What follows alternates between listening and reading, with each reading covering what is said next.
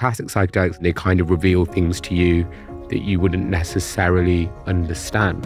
DMT, LSD, and magic mushrooms. People generally with ADHD that use these medications, about 70% of them, they say it works for them.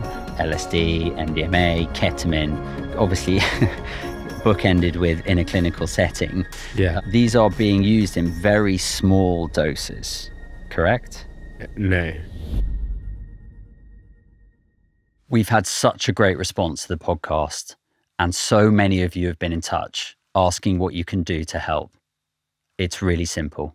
Just follow, subscribe wherever you get your podcasts.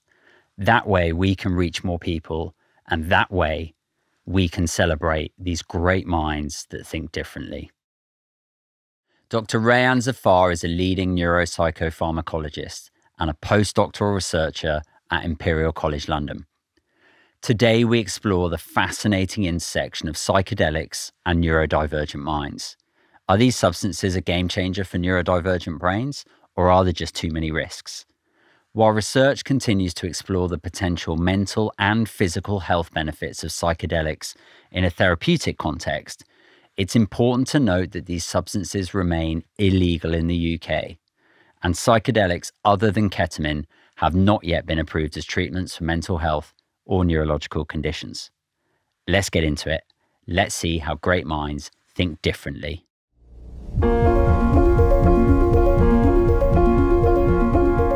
The term psychedelic is a fairly new term. It was made by a British psychiatrist. He's called Humphrey Osmond in 1956. So after discovering compounds like LSD, which were kind of the first pharmacological psychedelic, the first synthetic psychedelic. Basically, it was to describe the effects that these drugs had on individuals that were using them. And it's split into two different terms, which are both Greek. So the first is psyche. Psyche describes the mind and the soul. And the second is delos. So that's the delic bit comes from delos. And delos means visibility or manifestation. So the term psychedelic means mind visible or mind manifestation or soul visible, soul manifestation. And that word, I think, describes the phenomenology and the experience that individuals have. It's really a kind of an unearthing of the unconsciousness into the ether and kind of letting everything come to being of what isn't naturally there in sobriety or in non-psychedelic states. Yeah, I love that. How many psychedelics have you tried?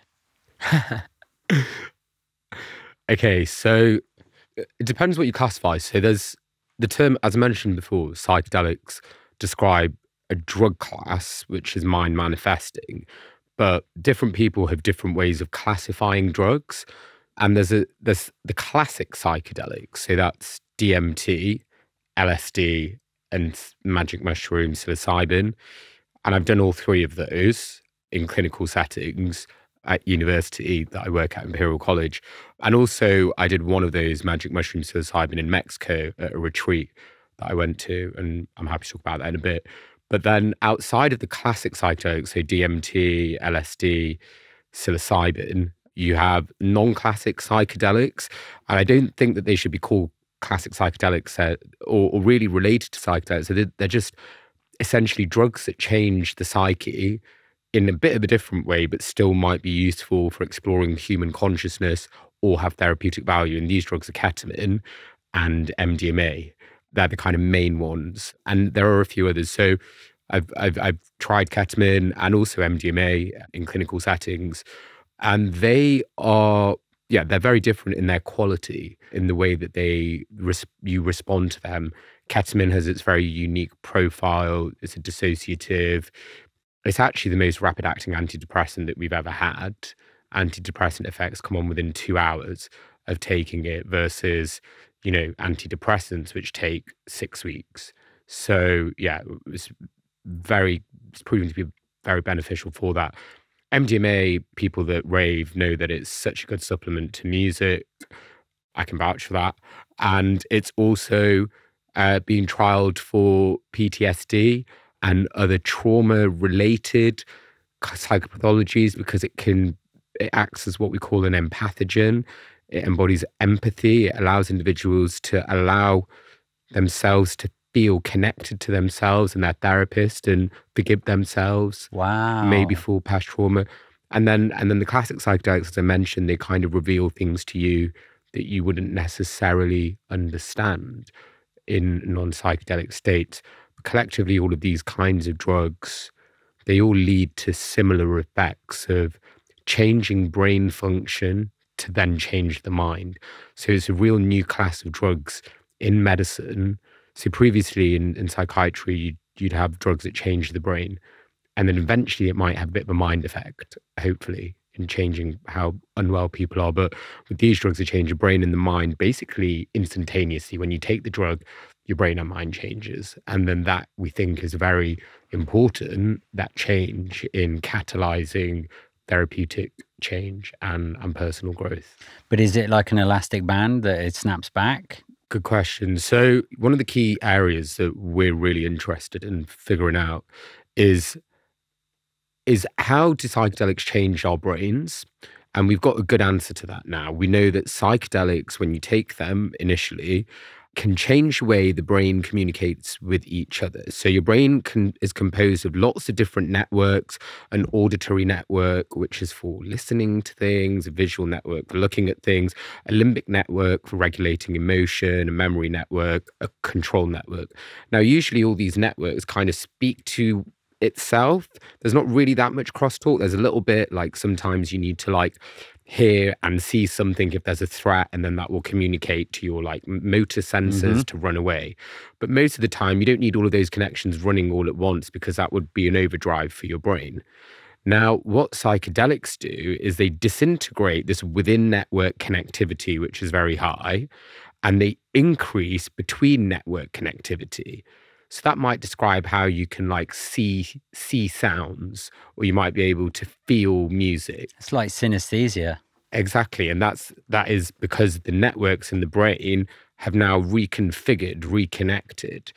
And that's what we see acutely under psychedelics, as these beautiful graphs that we publish in papers which show that there's this hyperconnectivity acutely. Now, after the drug wears away, that goes away. But what a recent study found is that there is a bit of a lingering after effect. So the brain in people that use psychedelics tends to remain a little bit more connected. And we've got data to suggest that this lasts in patients with depression up to 3 weeks after a psychedelic. And that change in connection, that increase in interconnectivity from a place where it was not as interconnected before, correlates with how their depression scores changed.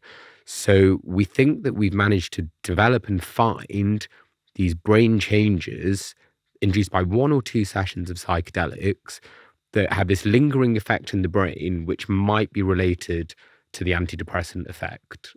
You casually and very nicely and eloquently, say, yeah, I took drugs that lots of people will have heard of: LSD, MDMA, ketamine.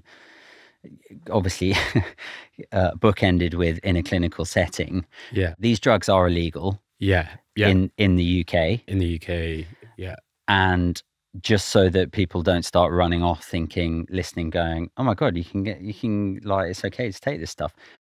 Yeah. These are being used in very small doses, correct? No. No.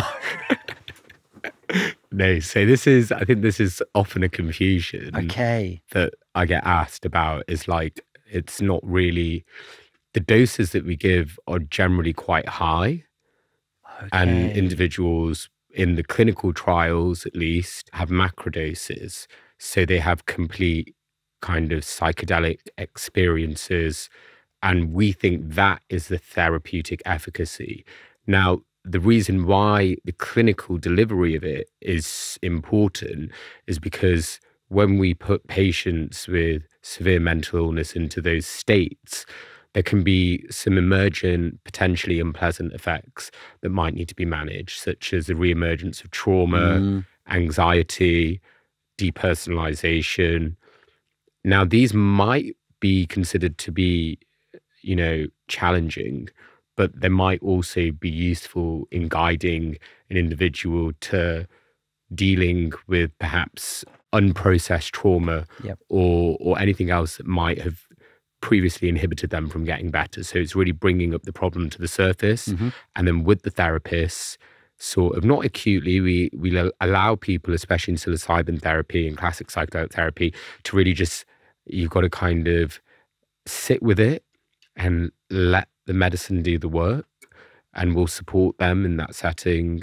But then afterwards, making sense of it. What were those insights that you gained? What were those emotional breakthroughs? What were those, visualizations or hallucinations? What did they mean? Can you make sense of that? And it's through that integration process after, which is really important in allowing someone to make changes, something which might be one of the most profound shifts of consciousness they've ever experienced. Yeah. And so the difference between doing it in a clinical setting is that you have those anchors, you have those safeguards of psychotherapists, guides, trained psychiatrists, people that have worked with these medicines in professional capacities to help that individual to ensure that the systems that have become very dynamically changed will resettle into the right adaptive pathways, as opposed to resettling into the maladaptive pathways. Because when that brain is hyperplastic, as I mentioned, it was put into this kind of reconfigured state, it can go the other way. It can also go to becoming more anxious, more traumatized. Okay. So the therapeutic element is necessary in, I think, although we're not sure yet, so we still need to test empirically the impact of the psychological therapy. But my hunch is that I think that the after effects of therapy may be a very important part in helping individuals to maintain well-being and benefit from it after taking these interventions. So these are illegal drugs. Yes. Yeah. In the UK. Yeah. And many other countries. And many other countries. World, yeah. Why are they allowed in clinical trials? So psychedelics got banned, classic ones like LSD, psilocybin in 1971, MDMA in the 1980s. Before that time, they were legal and they weren't classified as illegal. So it's only been about 50 years since these drugs have been illegal. So President Nixon made them illegal, and there was psychedelic research going on in the States and other places in the world as well. Then the counterculture movement kind of grew, the Vietnam War kind of basically ended that period. And then for 50 years, it became very difficult to do any psychedelic research. The psychedelic research was possible, became practically impossible until the late 1990s, where a guy called Rick Strausman started doing some work with DMT. Very small studies, but he was allowed by the NIH in the US. Then in Johns Hopkins University, Roland Griffiths did some work with end-of-life patients with cancer and looked to see whether it changed their depression and anxiety in palliative care. And then in 2012, 2013, our group at Imperial, led by Professor David Nutt and Robin Carhart Harris, did the world's first brain imaging study of psychedelics.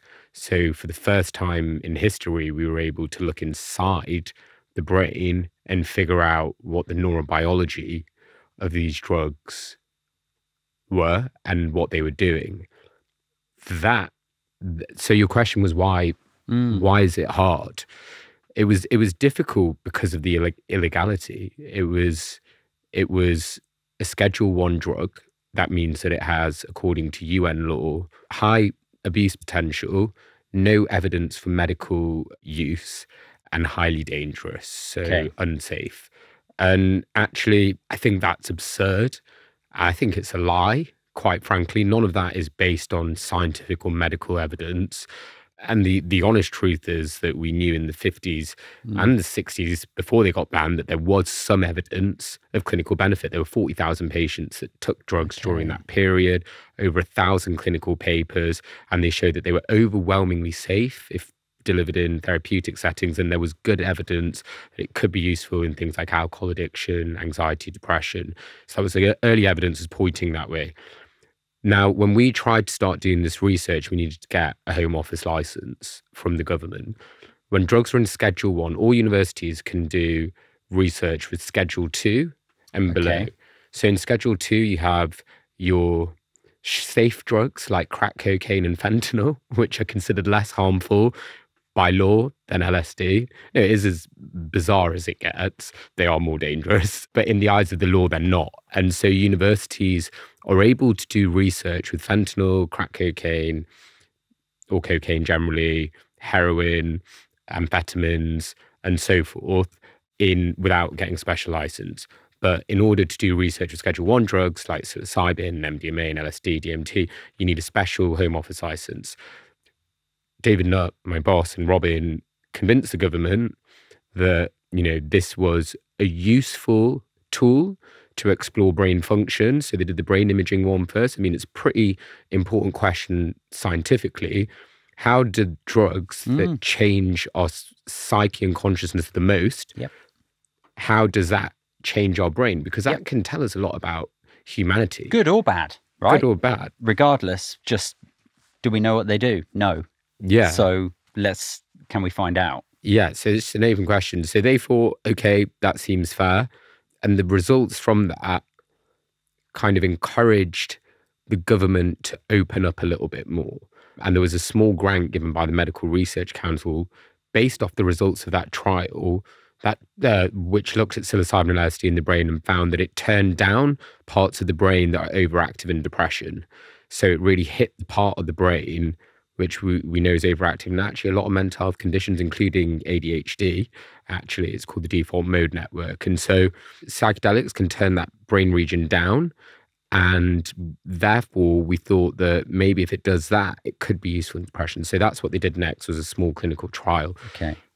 And then as the results over the last 10 years or so have been published, it has become easier to do the research. The government and even institutions like the World Health Organization and the UN have now wrote primers on the benefit of psychedelics. Okay. So basically, as evidence has grown, we've got to a point where we're at a point called phase 2 clinical trials. So that means that in phase 2, you've got to prove they're safe and effective. Psilocybin therapy has been found to be safe and effective in a phase 2 trial for treatment-resistant depression. And then the next stage is a phase 3 study. And if it gets authorized, that means that doctors can then now legally prescribe it.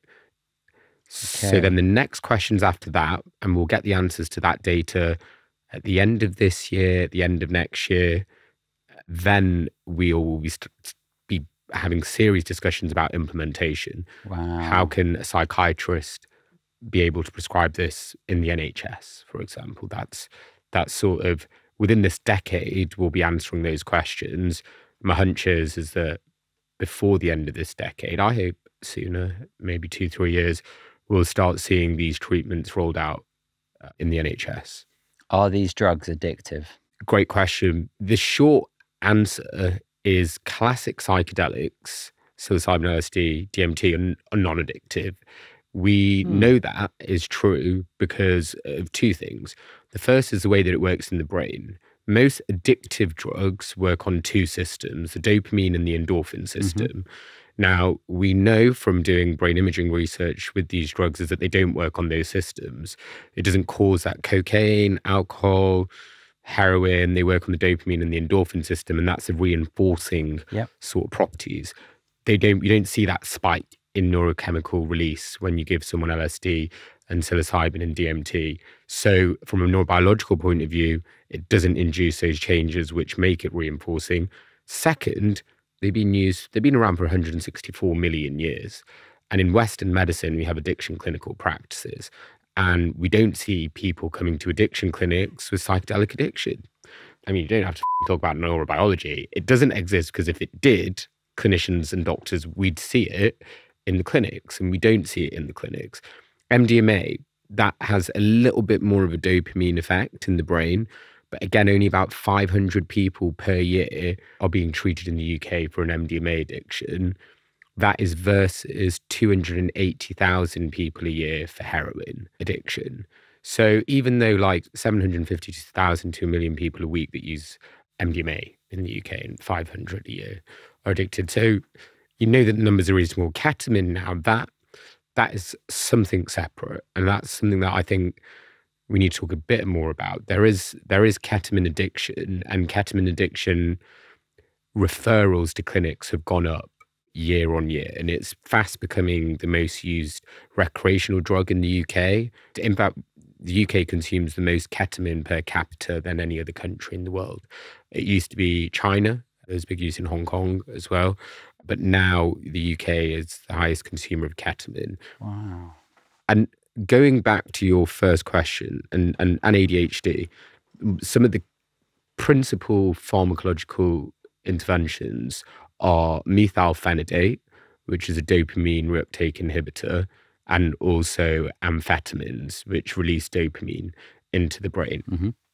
The actual raw compounds are Schedule 2 drugs, okay? It's amphetamine.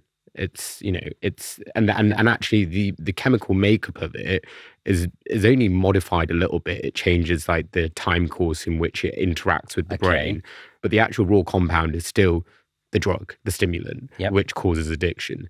Now, that drug has been allowed to be prescribed and put on the market, and it has had good success. Mm-hmm. So, you know, people generally with ADHD that use these medications, about 70% of them, they say it works for them. And I don't know what, we can maybe talk about what you think about that as well. I think where it becomes really interesting is there's a lot of, from being exposed to this world of neurodivergence, addiction comes up a lot in people's stories, backgrounds, you know, as well as anxiety, depression, all this kind of co-occurring stuff. Yeah.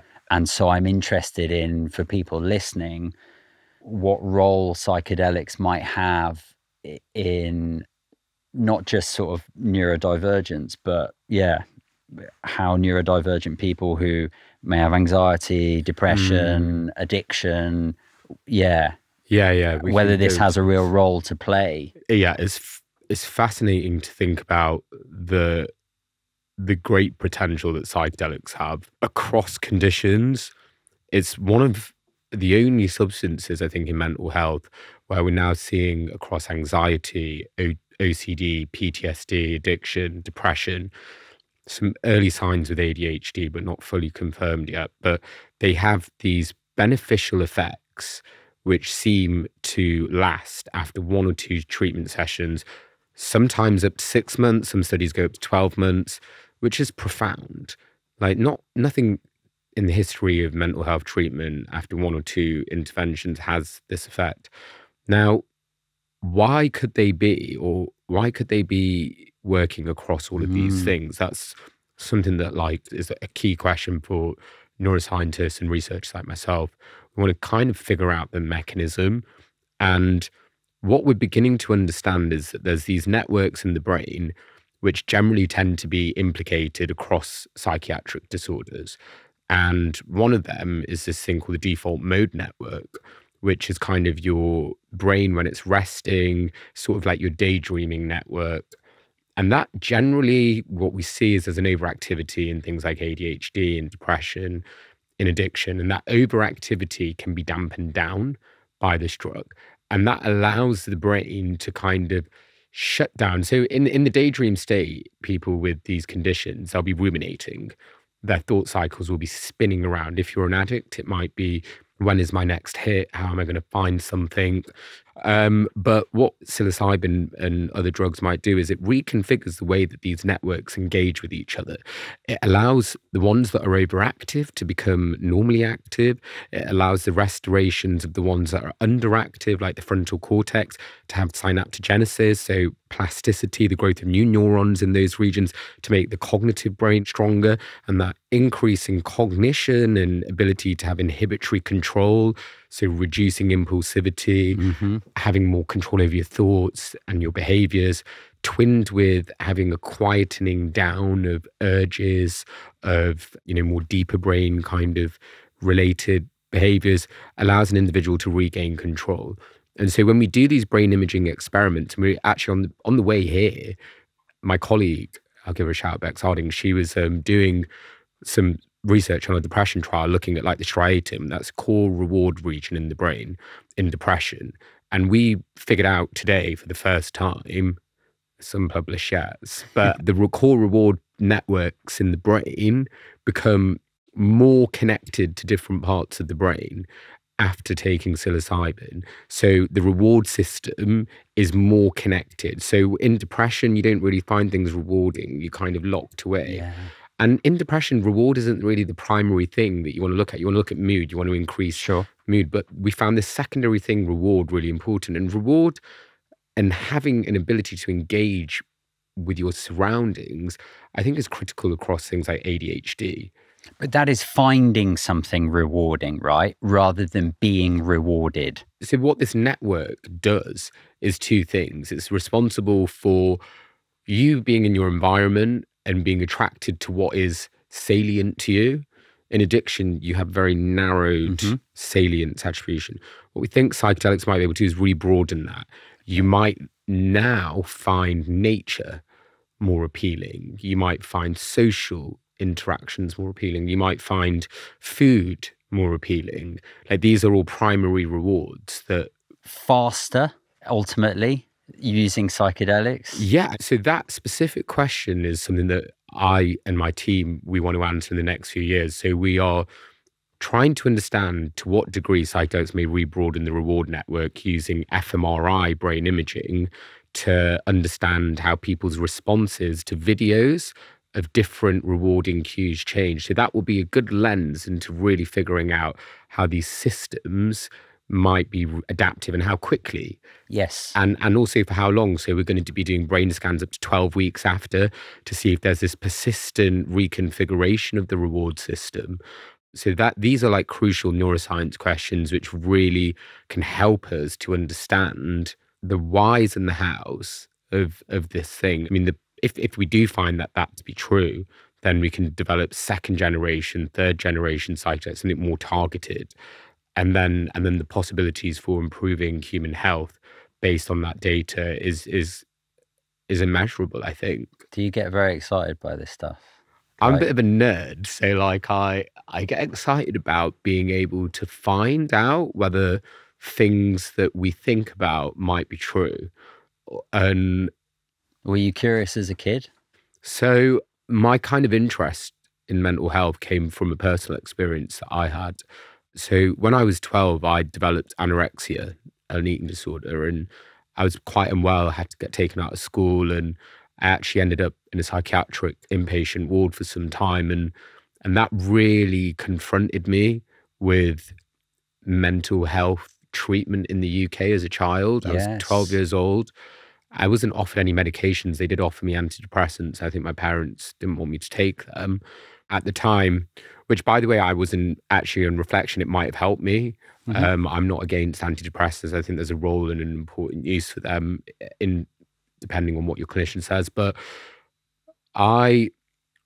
through that personal experience, I kind of decided that whatever I went into had to be around treating or helping individuals' mental health. But one of the things that always fascinated me was like my brain, when I had these anorexic related thoughts, was I knew that they were wrong thoughts. I knew that they weren't true, but there was almost this kind of like compulsivity to my behaviors that felt uncontrolled. It felt like I was not fully in control of like why I was behaving the way I was.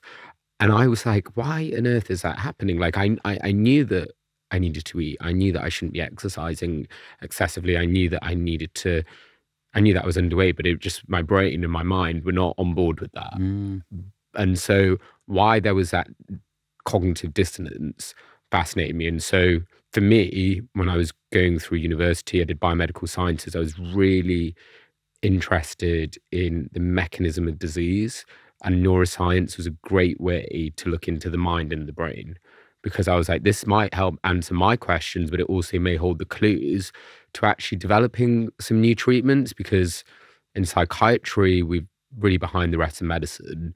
We don't have a very good idea about how any of our treatments work, let alone how mental health conditions work. We're beginning to understand a lot more in the last decade, I'd say. And so working in this area felt like the right thing to do. And do you feel like you have a good understanding of your brain now? I would say I do-ish. It's one of those things, the more you know, I mean, I now think I may have some undiagnosed ADHD. That's basically something I've thought about the last few years. And it does explain a few things in my life, like I can be very hyper committed to tasks, over focus, but then sometimes I just have impulsivity, which doesn't have any control, and sometimes they're quite fidgety. And I've managed to actually channel it into being really productive. It's never felt clinical. So I don't think I've got clinical ADHD. And I think there is this kind of bastardization of the term going on at the moment. But also there's a lot of like society today with all of like techs, smartphones, the pressures, the cognitive pressures, like we weren't used to having that cognitive loading. So I think there's like a role for digital technologies and the advancement of the digital age in perhaps propagating inattention in many individuals. And that's not to say that it can propagate ADHD, but what I think it definitely does contribute to is, and at least we know this in children as well, is that it can change the way that attentional networks work and process. There is actually evidence coming from China and some studies where they looked at how brain networks related to something called salience processing, so that's reward processing in the environment, how key hubs in this reward region, how they become more dampened down when you get short form video content.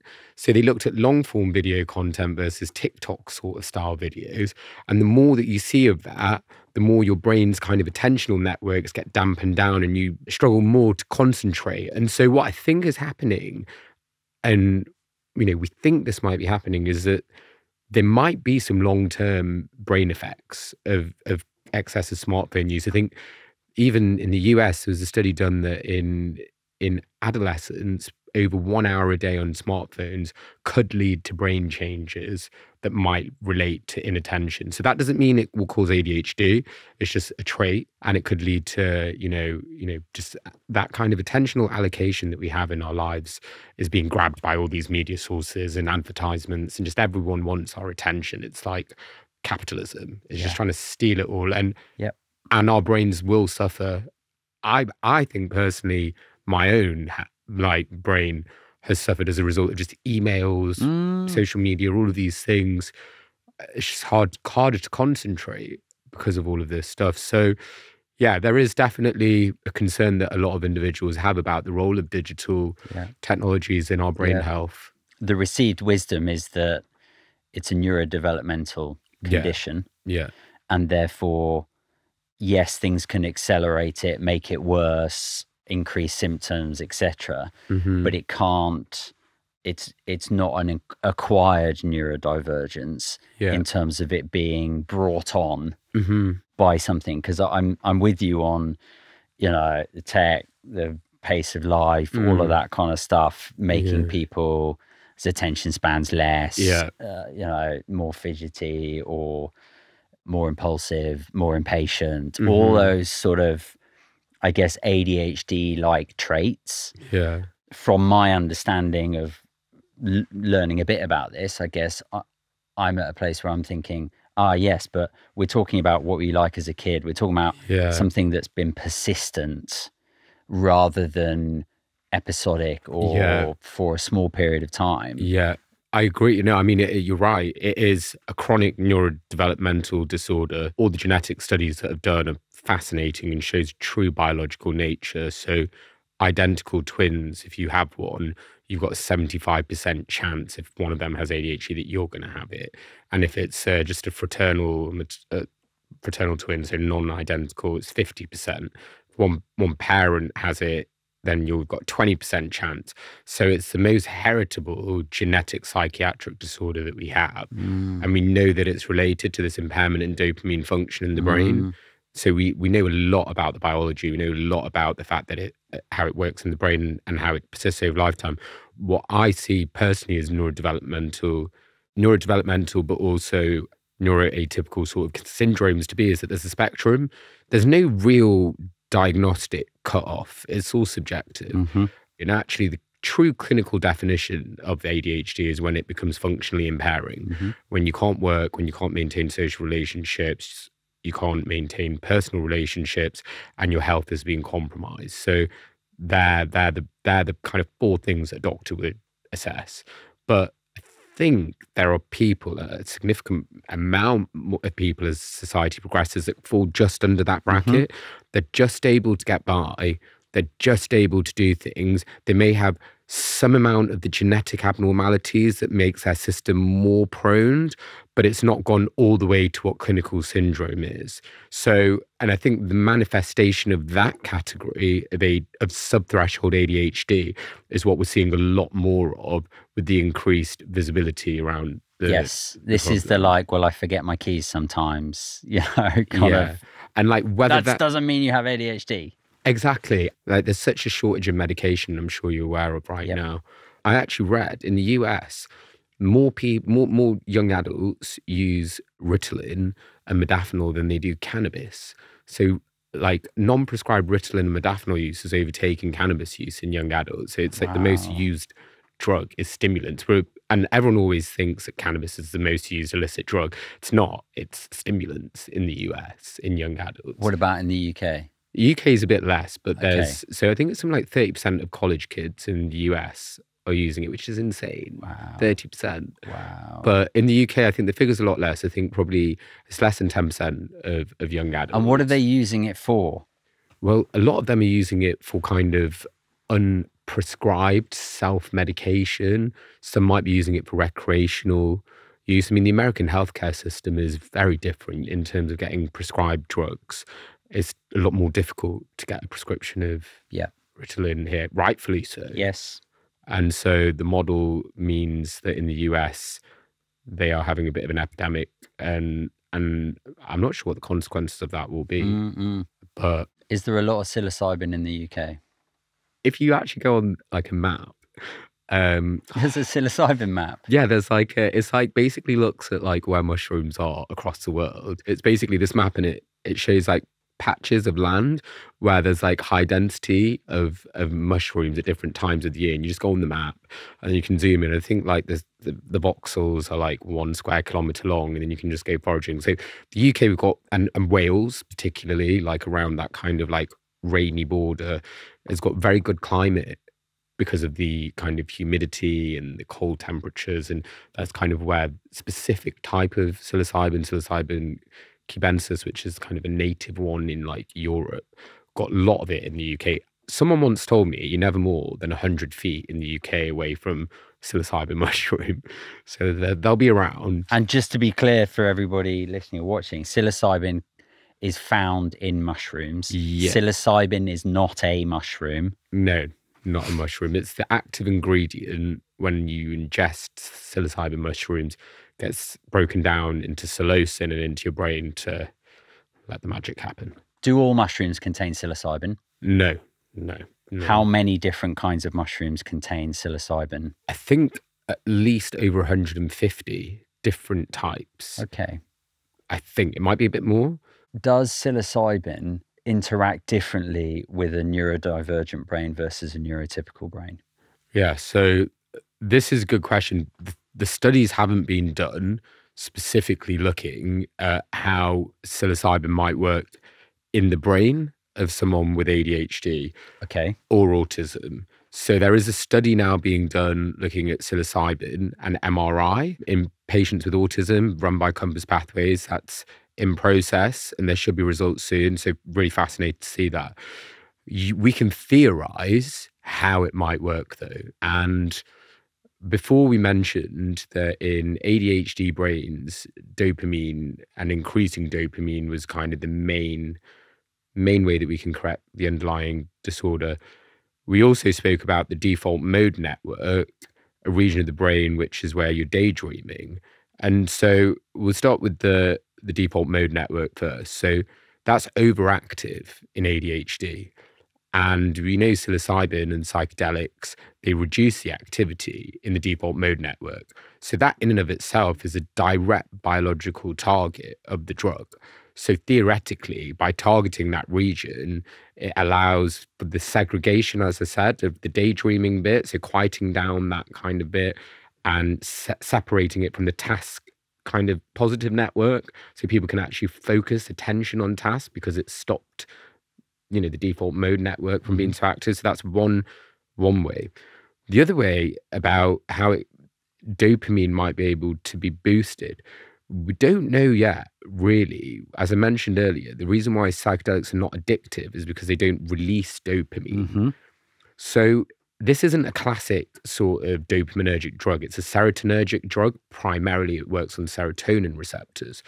There's been some research to show is that it changes the way that dopamine signals. Let's get very technical. It goes from kind of phasic dopamine release, which is kind of like in sort of on cue, versus tonic, which is sort of at random points. And we think that what psilocybin and psychedelics might be able to do is change the way that dopamine signals in the midbrain, the reward system of the brain, the frontal cortex, which is a thinking part of the brain. And these are all parts of the brain which are very linked with ADHD pathology. So if we can change the way that the dopamine that's already in the brain works, we may be able to also correct those networks which have become desynchronized. None of this has been proven. This is all theory, maybe a bit complex neurochemistry, but it's basically a serotonergic drug trying to modulate dopamine function rather than a dopaminergic drug trying to modulate dopamine function. But we know that the two are interconnected. And it's only probably a matter of time till somebody does that study. Someone should do that study. If anyone out there has money, it'd be cool to find out. But we know that that might be how it would work differently. What is microdosing? I've had, obviously, guests, neurodivergent guests. Microdosing pops up in the world, in the neurodivergent community. Microdosing pops up. So I think we've just spoke about the macro doses so far. Microdosing is defined, different ways of defining it. It's taking subperceptual doses, means that you can't feel it. You shouldn't be able to feel it when you take it. Oh, okay. It should be just, you take a very small amount, and you can define that through measuring the drug that you're microdosing with. So quite often it might be magic mushrooms or LSD that people microdose with, but people microdose with other stuff too. Illegal drugs. So illegal drugs, Yeah. What people have been reporting anecdotally for many years, many from Silicon Valley initially, and like tech entrepreneurs, but also other individuals as well, that there seems to be these beneficial effects on cognition, on mood, on creativity, well-being, sleep. People just say that microdose, that it works really well for them. Now, that's obviously was of great interest to psychedelic researchers. And so we did this study several years ago, led by a guy called Balazs Szigeti, Imperial, which was the world's largest real-world self-blinding citizen science microdosing study. Lots of words there, but I'll break it down. What is self-blinding? So it's not like throwing a mushroom into your eye and blinding yourself. I wouldn't recommend that. But it is giving yourself at home the ability to give yourself a placebo.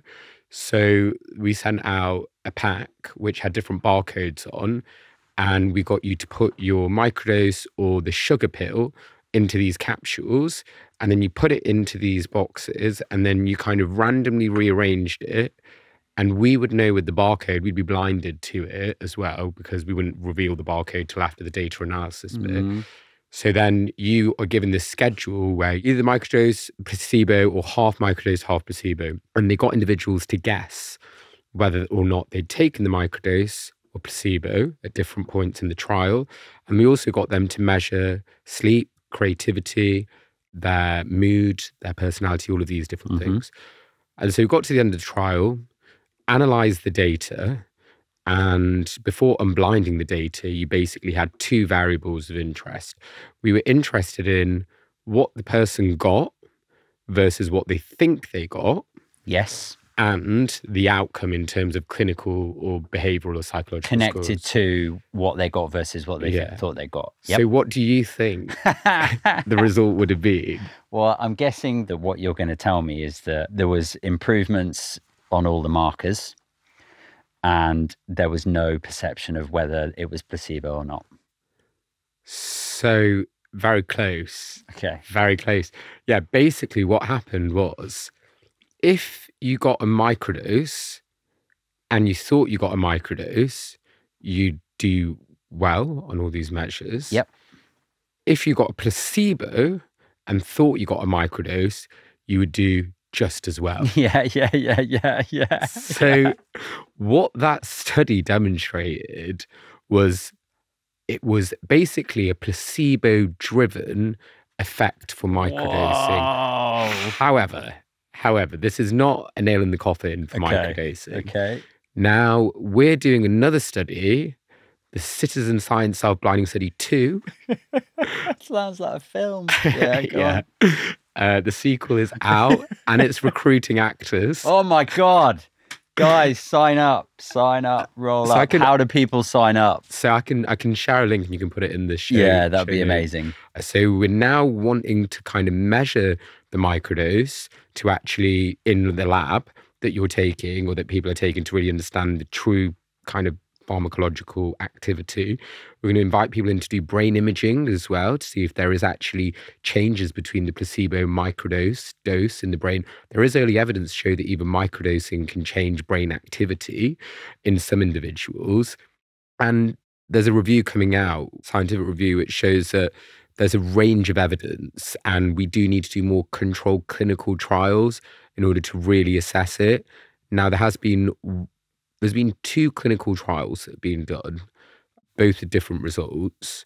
The first one was done with patients with depression, and they found that microdosing, when compared with placebo, did improve depression scores. Okay. Now, there needs to be larger studies and replication studies to validate it. They also did an open label study, so that means no placebo group and just patients before versus after in patients with ADHD. And they gave them 20 micrograms of LSD, which is a little bit higher than subperceptual. They might be able to feel a bit of something.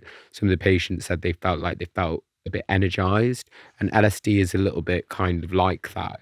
But they found that there weren't any differences in core ADHD symptoms in 53 patients. And now that company has stopped the development of that, which is unfortunate, but there are some other results that were found interesting with relation to ADHD. That was done by a colleague at Maastricht University, Aline, and she essentially found that microdosing psilocybin or psychedelics, if you had ADHD, would improve mindfulness, being there, being present, and not having thoughts racing around. But isn't that what the Ritalins of this world, ironically, are doing as part of being an ADHD medication, that they are sort of controlling some of that racing thoughts, but doing it with with effectively a stimulant that has the opposite effect? Well, this is why I find it so fascinating. So the way that it works biologically with the Ritalin is that dopamine allows you to attune focus. It allows that default mode network, the daydreaming network, and the task network where you need to do something. They're kind of like synchronized. They're meant to be anti-correlated. So you're not meant to have the same activity at the same time. In ADHD, they're kind of synchronized a bit. So it means you can still do a task, but you also might be daydreaming whilst you're doing the task. And that's because we think that there's not enough dopamine, which is the conductor of how to kind of say this network on now, that network on now. So when you don't have enough dopamine in the brain, which you see in ADHD, those 2 networks aren't functioning well, which is leading to the impairment. But when you take a drug like Ritalin, you boost dopamine, so you allow that kind of conductor to allow for the networks to then do their thing in a coordinated fashion. And actually, even in children, you see that if they're given these psychostimulant drugs, it normalizes brain activity and also brain structure. So before they were medicated, they kind of had deficits in the structure of the brain. Yes. But after taking these medications over a period of time, it makes it normal again. Using the pharmaceuticals. Yeah, using the pharmaceuticals. So it does work in terms of correcting the brain function, allows individuals to be able to regain control over focus, reduce inhibition, reduce inattention, and maintain kind of attention, which is And are they addictive, those? Well, the way that the drugs are delivered in their capsules, they're stimulants, and stimulants by nature being dopamine releasers have some addictive potential.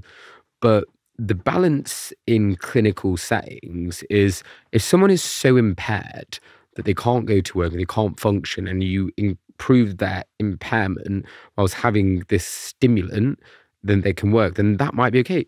It's like coffee. A lot of individuals are addicted to caffeine in order to thrive and function at work.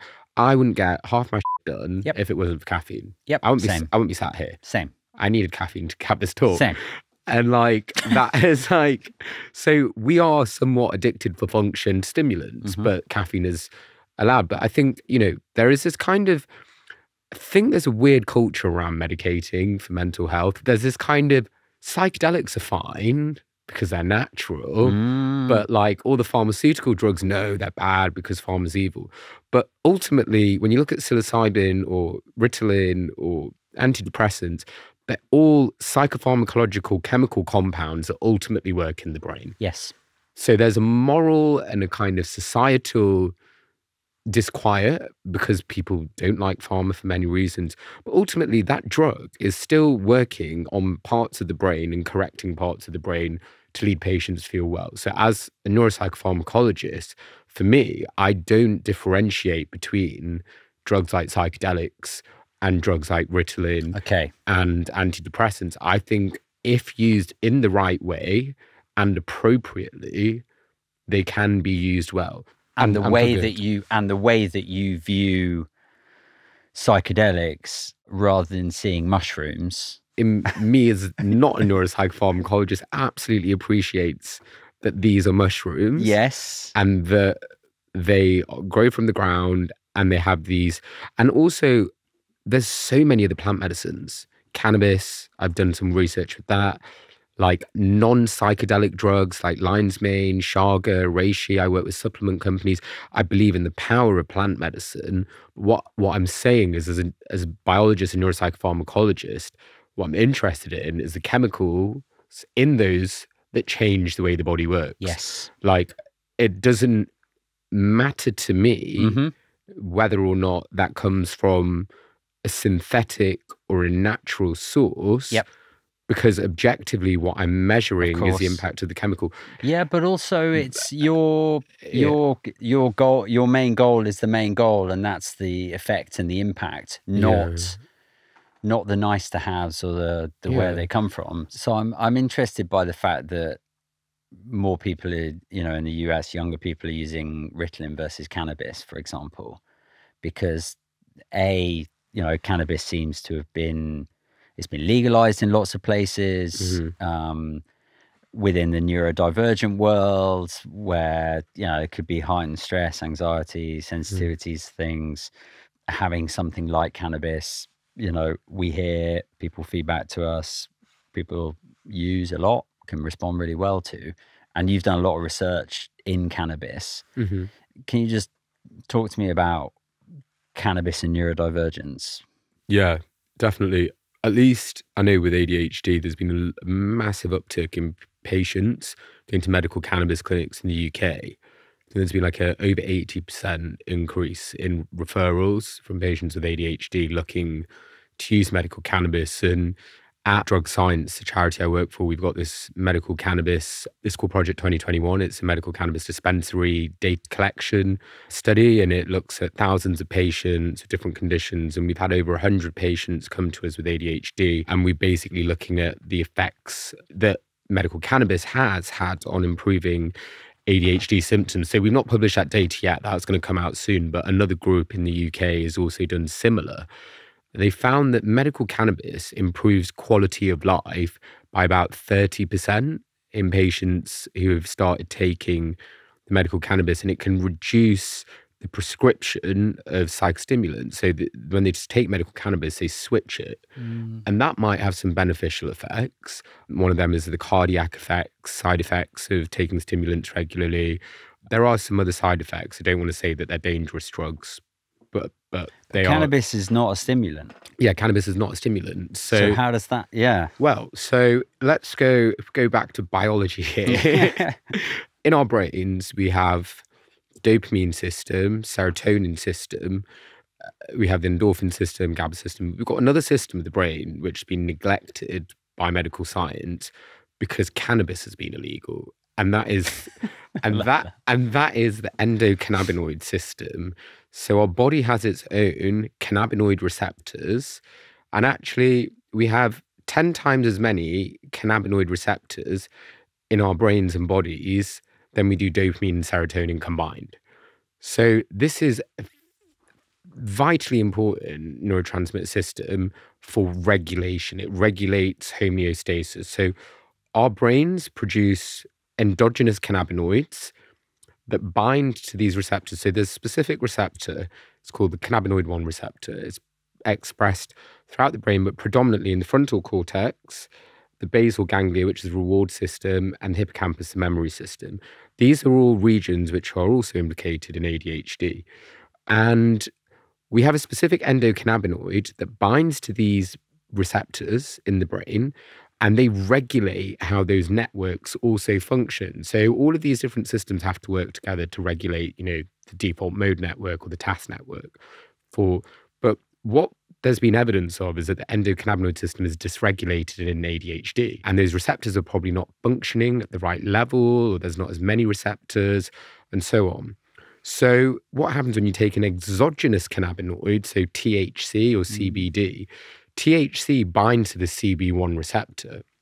And what that encourages it to do is it encourages anandamide, which is the kind of endogenous cannabinoid, to start working properly. And what that eventually allows is for something called homeostasis, so the balancing of excitation and inhibition across these networks in the brain. And also, this CB1 receptor is involved with dopamine release in the brain. Okay. So when you take THC and it binds the CB1 receptor, it doesn't cause massive dopamine release. It causes a bit of that, but it regulates that dopamine signaling pathway, similar to how the psychedelics do. Okay. So the downstream effect is regulating dopamine. And when you can regulate dopamine downstream, then you can get control. Even though it's not a direct psychostimulant, it's secondarily working on the dopamine system. Yeah, the conductor, and trying to sort out those two networks for focus and attention and daydreaming. So it's just another tool in the toolbox, another lock and key mechanism. What about CBD? So what CBD does, CBD works at a different receptor, not the CB1 receptor, the CB2 receptor. And it's getting very technical, it changes the way that cannabinoid receptors work, and particularly some related to an inhibitory neurotransmitter called GABA, which is in charge of slowing down the brain. Okay. So CBD can bind to this inhibitory receptor, slow the brain down. In doing so, it allows dopamine release to increase because dopamine is a bit more excitatory. Yes. So this is the depressant aspect of cannabis? Yeah, so it's more suppressing, more regulating. CBD particularly is about activating some parasympathetic, de-escalating excitation. I've done a lot of work in cannabis for epilepsy, and we found that medical cannabis can actually control the seizures. So that's a very extreme example of circuits that are overwiring and overfiring. So this is just kind of a proofing case that by kind of, it just turns down the kind of the volume down, the overactive systems in the brain. It's like, putting down the volume because it's a homeostatic balancer. Yeah, I love that deep dive into a bit of neurochemistry there. Sorry. Great. Yeah, cannabis biology. Yeah, amazing. What percentage of people working within psychedelics do you think have tried psychedelics? I think there was a study done on it, and I think it's something like over 80%. Because I love the idea that there's this community and body of people who believe in the power of something to help people, but that power is expanding your mind or visualizing your mind. And in order to progress things and do their work by taking psychedelics, their work is therefore more expansive. And I just love that. It's like a positive feedback loop. Yeah, just so, so cool. When is the brain fully formed? At what age? Yeah, so it depends. 25 is the usual answer. Varies a bit. I think the female brain matures at an earlier age than male brains. From a psychedelics or ADHD medication perspective, in terms of, as you were saying, like this actual change in brain structure, what do you think? I don't know what I think about that in terms of like changing someone's brain before it's even developed. Okay, really, really interesting one. So essentially, when you're born, you have a very high degree of plasticity. Your neurons you've got a lot of neurons. In fact, the child brain is very much like the psychedelic state. It has all of this connectivity between different regions. And as you grow older, those neurons dissipate, the ones that are not needed, and the ones that are needed stay. And that just allows our brain to become used to environments. That's why kids are more playful. That's why, they see the world in technicolor. That's why they have these crazy emotional outbursts. And, it's great and fantastic. And then you grow up because your literal brain has tethered those neurons, which made you impulsive and hyperactive and all of these, great things when you're a kid to figure out the world. But you can't do that necessarily as an adult. It wouldn't work so much. Now, when you're younger, like from the age of about 13 onwards, 14 onwards, that's really when at the start of adolescence, when testosterone hits in an estrogen, your frontal brain and your frontal temporal junctions, which are in charge of like behavioral inhibition, response selection, basically your part of the brain that says, shh, like chill out, that starts developing at 13. Now, if before that time you haven't learned appropriate behavioral regulation, then if you take that into that period after 13, as your brain starts to set a mold, it might set a mold around those kind of maladaptive neurons, which haven't fully learned how to inhibit their behavior or how to have good attentional spans. So there is an argument for clinicians in the period of kind of school, at least 13, before the development and when the very hyperplastic state, if you give a medication to the child which helps to force them to learn or to focus and gives them the attentional focused sort of feelings, then the child will learn through that chemically induced way that this is what focus is. But if you think about like schooling and education is about forcing you to focus on things whether you like it or not. That is no different, I think, to chemically forcing. It's just something else coming in saying focus on that. Now, if you then correct the brain before it gets, and when the child learns to have that focus before 13, when, things start, settling out, then the brain is not in a state where it's pathological, and that child might then go on to live a life where it's able to manage its attention, impulsivity better than those that aren't medicated. A 13-year-old and onwards ADHD brain could be better prepared by, if it needed to be on medication before 13. That could help the brain to settle through pre the consolidation of those networks. Wow, I thought they would be the opposite. Yeah, so that's why, I mean, there is good evidence that starting treatment early in those with severe ADHD can have better longer term impact in their lives than those that start later or don't medicate at all.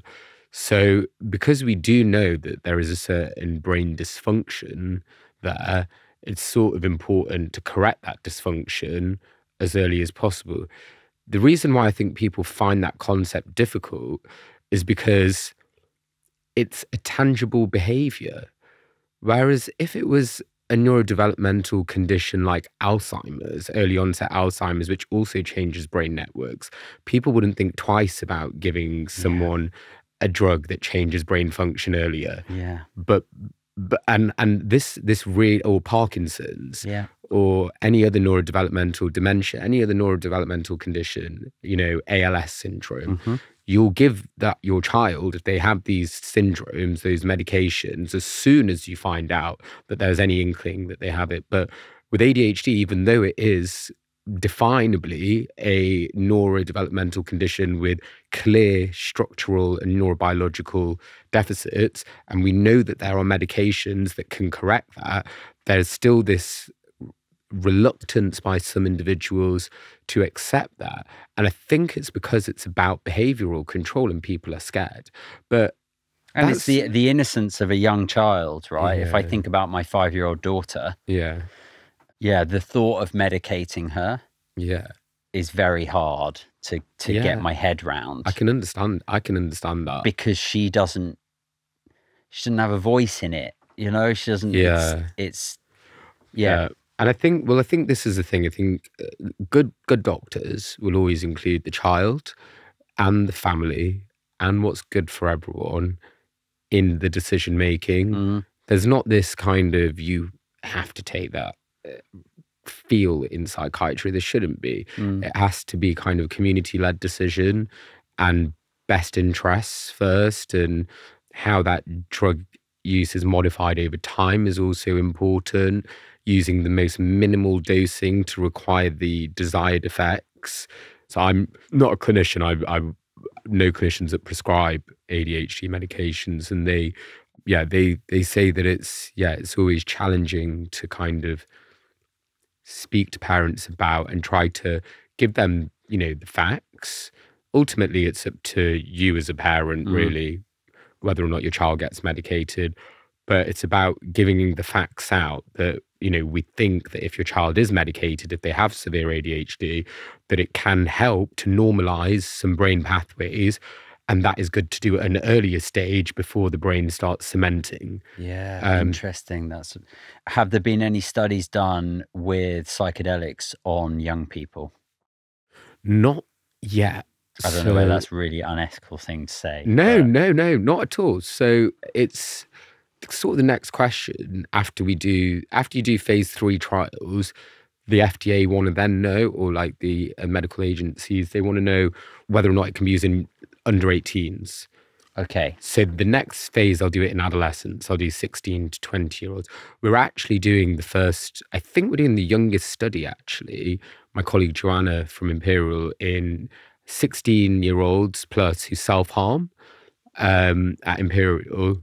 So that study will be recruiting soon again, and we'll be giving psychedelic doses. So what does that mean? So the studies I mentioned before with the hero, so megadose, not big dose, they were 25 milligrams. Okay. So wait, a big dose is 25. Yeah. What is microdosing? 3 grams? It can be I think it's up to 5 milligrams of psilocybin, but in real mushroom term, it's different.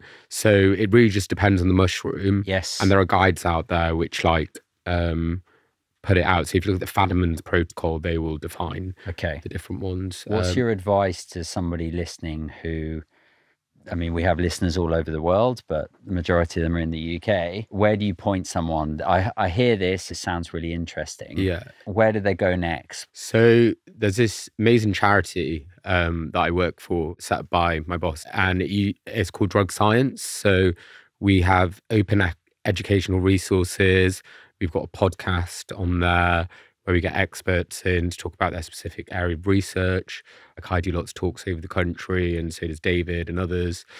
We have teaching materials for schools that we've developed for secondary school teachers. If they want to do education, we do it on things like vaping, tobacco, drug harm policy, all the drugs I've mentioned today, or the latest research. We've got that kind of verified. It's an excellent resource, and we've been able to do that through support of community funders and philanthropists, and it's all free for the public. Amazing. So definitely check out Drug Science, and come down to one of the talks in the future if you want to find out. And just to say again, psychedelics on prescription and recreational use in the UK are illegal. Yeah, illegal. The only psychedelic drug that is legally prescribed is ketamine. So ketamine can be legally prescribed by a doctor in the UK, but the rest of them are illegal. Only legal ingestion of it allowed is in clinical trials in approved centres like Imperial College, where we have a Home Office licence to do the work. Yeah, thank you. That was brilliantly said. We asked you to bring something that represents your brain, Rayyan. What did you bring? Okay, I got this. Describe it for the listeners, please. So this actually, contrary to popular belief, is not a psilocybin mushroom. It's a mushroom called Amanita muscaria. It's found in Iceland, and it is a bit psychedelic. So it causes visions and profound insights. And reindeers have actually been known to eat this. So he's holding like a little toadstool. Yeah. For listeners, a little red and white toadstool figure.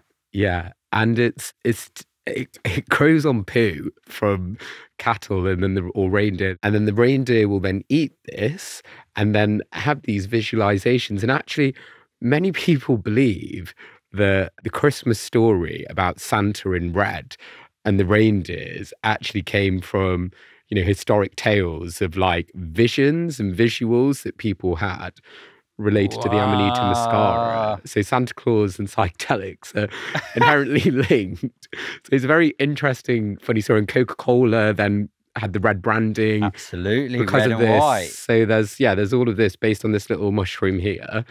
Why this is relevant and important to me, I think I could have bought a psychedelic mushroom, but I think this one has got a lot more to it than meets the surface. And I think, at least with what I've told you today and the role of psychedelics, I hope that I've unlocked that there's a lot to it, and basically don't read everything on the tin and just assume it to be true. So that at least is my work. Love it, love it, love it. So all yours.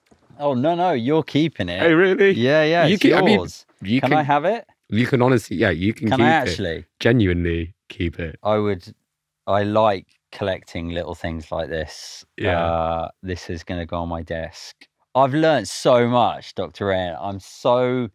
I've so enjoyed hearing you, and I'm so glad to have had the time with you. And just like tip of the iceberg, it feels that we've covered, but fascinating. But I want people to be happy and better and okay and to improve things. And so I think what you're doing is like incredible. Please keep doing it. Do more for neurodivergence and the brain. Yeah, mega. Like, I can't unknow what I now know, which is cool. Awesome. Well, honestly, thank you for having me. I mean, I said to you before, like, it's just great to come on podcast. Also, the neurodivergence element of it is just so important to talk about. We've had some interesting conversations and felt challenged and had to think about things. So it's great to have these, opportunities to really just kind of speak what I know and what I think I know. And try and figure it all out whilst I'm sat here as well. Yeah, it's cool because when you're at the forefront of something that isn't laid out and nobody knows because everybody's trying to figure it out, that's where good shit happens. Yeah, it's always like... where you don't know. Yeah. You've got no idea. Yeah. You probably don't know what you're doing, but you're like, yeah, well, it's okay because no one else does. Yeah. So we just keep beauty going. is in just trying to find it out step by step. Yeah. And that's sort of where we're headed. Yeah. Amazing. Thank you very much. Thank you.